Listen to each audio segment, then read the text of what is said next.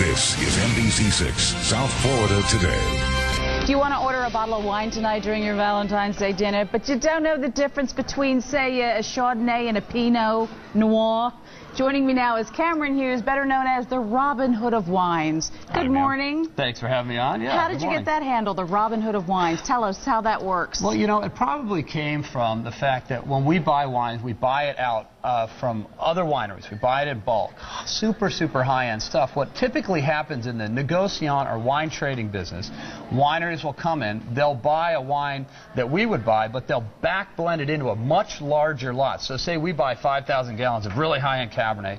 They'll take that and put it in 50,000 gallons of low-quality Cabernet, get a decent blend that works, okay? Yeah. And then they'll sell that wine at, say, $9.99. What we do is just take the 5,000 gallons of super high-end stuff, bottle it up under our own label, and sell it directly to Costco, and you get it at the same price, because wine itself doesn't cost a lot to make.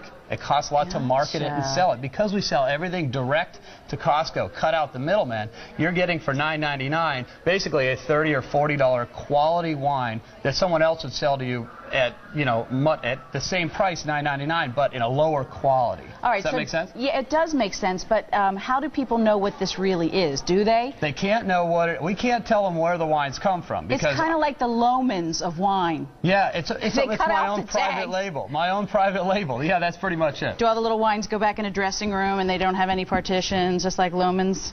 That's it. You can't know where it comes from. Can't tell you. Sorry. No, that's okay. Well, what a great idea. And so I'm thinking this is a very popular thing. It's huge. In California, we're just bringing the program out to Florida right now. Okay. In California, we have an email alert system that we're using to notify everybody when the wines show up. Everybody come running. There's a wine alert. Wine alert. You'll see them lined up Thursday. They got their cart, and they are ready to race down. They'll grab 4 or 5 cases willy-nilly because they trust that we're putting the best juice in the bottle that we get our hands on. But customers have to go to chwine.com, sign up for that email alert system, and then we'll let you know when more stuff comes to Florida. Right now, Lot 22 Edna Valley Chardonnay, this is a $20 value. You're getting it out here for $9.99 through Costco.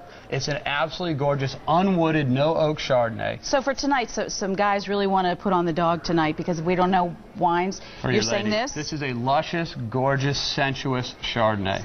There you go. That's Can you go with anything, chicken or beef? Perfect. You know, wine, you don't have to get all caught up in the food and wine pairing. Buy whatever wine that you love. Have a balanced meal. As long as the meal's in balance itself, you can pretty much have whatever you want with anything. But let's say you're really trying to make an impression on your young lady, and you want to show that you know what you're doing and what is appropriate tonight. Let's say you're going let's say it's surf and turf. What would Cameron choose? Surf and turf. The best, most food-friendly wine there is on the planet is champagne or sparkling wine. It has a natural acidity that goes with almost any food. You can have champagne with a steak. You can have champagne with your lobster. Whatever. Champagne is probably the most versatile food wine out there. Sauvignon Blancs are lovely, but that's not going to go as well with your steak, so I would recommend champagne. Now, let me ask you, are there different alcohol contents depending on the wine? California, everything tends to run between 14 to 15%. European wines tend to run a little bit lower. The California wines that we do, they most run in that 14 to 15% level, somewhere in there. We also import wines. This is a wine from South Africa, Stellenbosch, but it's a big, powerful Cabernet, so it's about the same alcohol level. We'll have different wines come in, say a rosé from Campo de Borja that we're working on right now, that will come more at about 12.5%. So it depends on the varietal, depends on the wine. Well, you must be getting some pretty cool feedback from people who log on to your website and say, absolutely. Do they ever say, I know what this really is? Oh, yeah.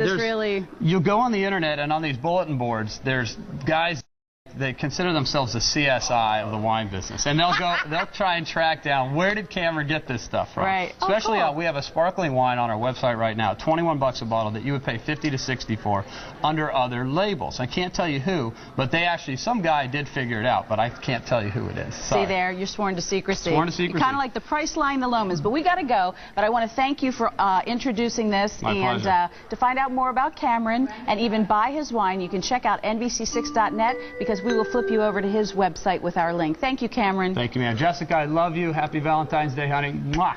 Oh, that's sweet. Trina, over to you. Oh, I didn't get any of that. Okay. I guess I have to wait till I get home.